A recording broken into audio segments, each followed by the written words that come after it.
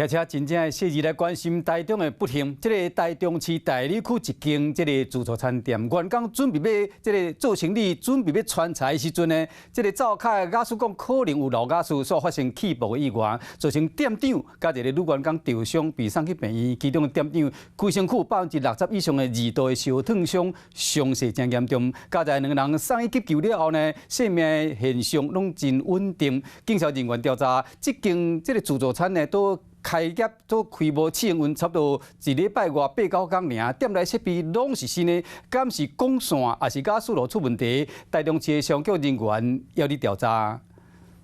两个自助餐的员工赶工走出去点歌，附近100公尺外的消防队派出救护车来到现场救人。台中大里这间自助餐店今日透早8点多，厨房敢若发生爆炸意外，两个当地咧做业的店长和查某员工互烧烫伤，总到边仔的早冻店获救命。跑过来这边叫我们帮他冲水，我们就帮他们打119，整个脸、整个背部都是全身都是通红的。查甫店长规身躯60%、2度以上烧烫伤，上较轻；查某员工骹手和头壳毛15到20%的2度烧烫伤，加在等人性命现象拢稳定。做了插管的一个治疗，待会要送到烧烫伤中心。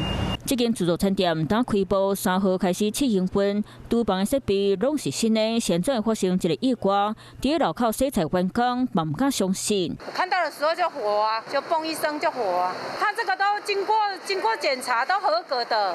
厨房油吊边啊，放打制好的鸡腿、调味酱料含电火因为高温烧到容易变形，现场是规个路假，敢是管线出什么大问题？消防局火调监视小组当地较近。员工就闻到一个瓦斯外泄的味道，那进场巡查到后侧的部分的一个瓦斯桶放置的位置之后，然后就有发生一个气爆的情形。消防队员封锁现场调查采证，要调查清楚事发原因。加在这件爆炸意外，自助餐店也未开店做生意，那么后果恐惊更加吃力。Hello， 我是易景，想要抢先掌握最及时的新闻资讯吗？赶快订阅、按赞、开启小铃铛，锁定华视新闻的 YouTube 频道。